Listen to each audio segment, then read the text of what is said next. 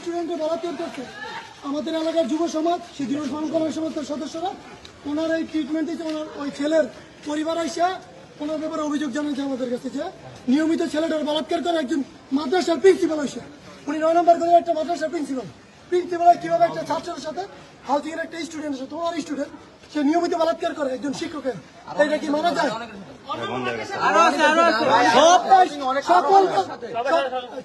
সকল মাদ্রাসার শিক্ষকদের বলে দিচ্ছি, সবাই সচেতন হন। এরকম অপকর্ম করবেন, ঠিক এরকম ট্রিটমেন্ট হইব। সবাই শিক্ষা উচিত। হ্যাঁ, এই ওনার কাছ থেকে নাম কি বলেন? ওনার নাম জসিম। নাম মাদ্রাসার নাম কি? বাইতুল কোরআন মাদ্রাসা। ইস, আমার ঘৃণ হইতাছে। কারণ আমার মানে আমার নিজেই রাখতে হবে।